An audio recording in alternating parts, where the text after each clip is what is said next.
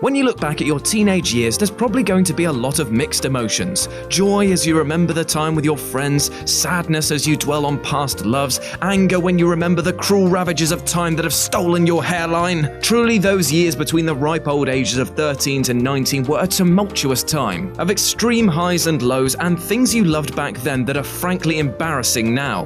Blue Bolt jeans, anyone?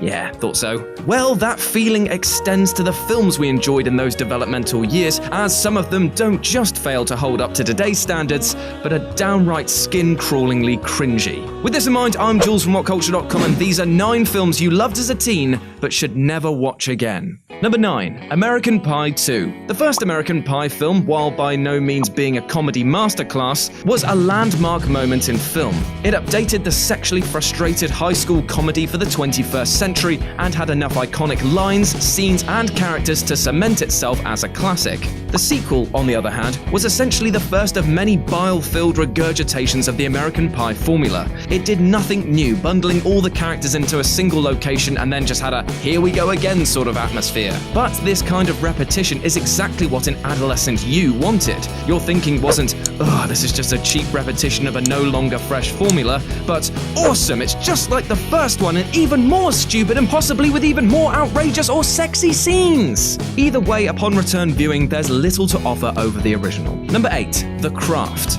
If American Pie was the outlet for the fantasies of the adolescent virgin male, then The Craft was the equivalent for girls of the same age. While American Pie was all about crassly reaching under the skirts of the opposite sex, The Craft was, at its core, about female camaraderie. A quartet of oddball outsiders who become the tyrannical queens of the high school. The lead quartet of characters wasn't popular or conventionally beautiful. They were weirdos who commanded respect, making them the ultimate power fantasy for any teenage girl who wasn't the cheerleader or captain of the netball team. Going back now though, it's aged poorly, with the acting being much more stilted and emo than you might first remember. It's still enjoyable as a campy flick, but its power has dwindled quite a bit. Number 7. The Waterboy. Okay, so I loved The Waterboy, and I watched it recently, and it's still... it's okay. It's not great, but just okay. But you know what's ruined the overall experience of the film? Adam Sandler. Back then, this guy was the shit.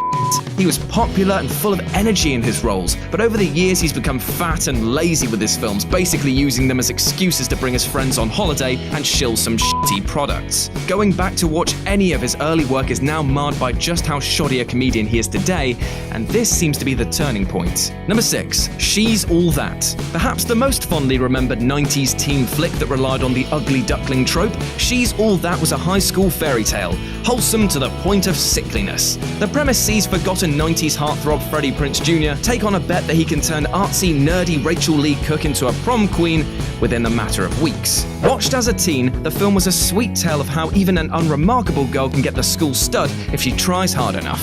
But there's a much more troublesome message under it all watching it as an adult. Sure, Prinze Jr. falls for the nerd, but only at the point where she no longer looks like one. The more physically attractive Cook gets as the film progresses, the more Prince falls in love with her, leaving us with the message that if the girl wants to get her guy, she can be herself, but only on the inside. As outside, she better slap on some makeup, take off those glasses, and shorten that dress. Number 5.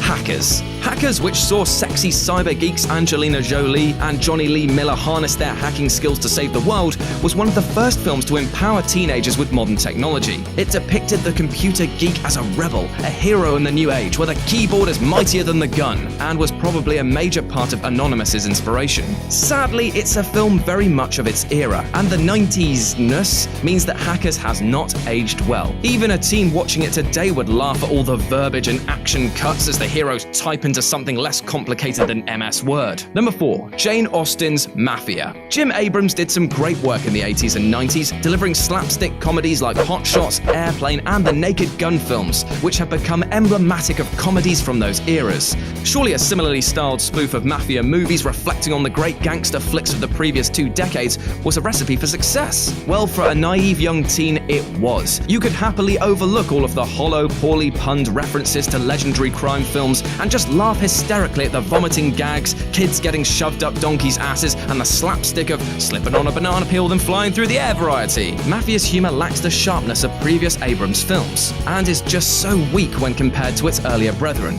It's less a case of, don't watch this, and more a case of, why would you even bother when better has already been done? Number 3. The Beach. I was so adamant that Leonardo DiCaprio should have won an award for this coming-of-age story when I was younger, desperately saying to anyone who would listen that it's a supremely important piece of film. When I watched this about 2 months ago, however, I was much quieter. It's still a great film, but I no longer feel the urge to go backpacking and steal kisses from a gorgeous French girl, mainly because I'd done that the week prior, but also because the adult cynicism in me had now taken hold of my life. The film now represents a bunch of entitled wankers pissing about on a private beach and getting moody about it. The majority of the cast are unlikable, and the passionate speeches about love and humanity seem like a Tumblr post, which sucks because I love this film.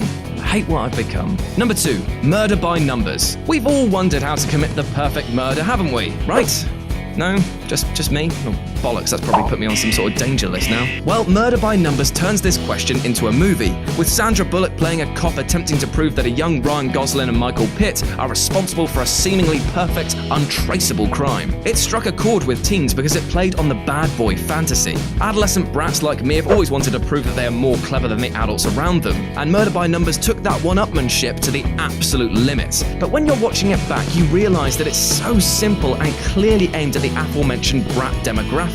I say that because when you boil it down, the film is nowhere near as clever as it thinks it is, or for that matter, as clever as you remember it. And number 1, Cruel Intentions. Cruel Intentions sees step-siblings take a bet on whether or not they can get Reese Witherspoon, who's holding out for true love, in between the sheets. Cue 2 hours of superficial slickness that had a generation of boys wishing they could leap through the screens and just grab whatever was going on. The film was probably so appealing at the time because it was sexy in the most adolescent of ways, teasing us with cleavage shots, an insipid sex scene, and the infamous stringy lesbian kiss between Selma Blair and Geller. But upon returning, it just seems so silly. Dressing in black doesn't make you come across like a modern-day Casanova. In fact, it makes you look like some scene kid whose parents should be very worried. And the sexiness just seems so tame that it barely even registers on the scandal scale anymore. This one is probably best just left in your memory banks. And that's our list. Got any other films from your youth that made you cringe all the time like? Well, let me know about them in the comments section below. And why not swing by whatculture.com for more news and daily articles like this every goddamn day. Then go and follow us on the Twitters, you know you want to. And as always, I've been Jules, you've been awesome, and I'll speak to you soon.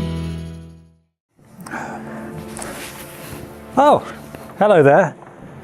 I'm billionaire philanthropist, not Bruce Wayne. And as you may have heard, we've actually started up a What Culture Comics channel.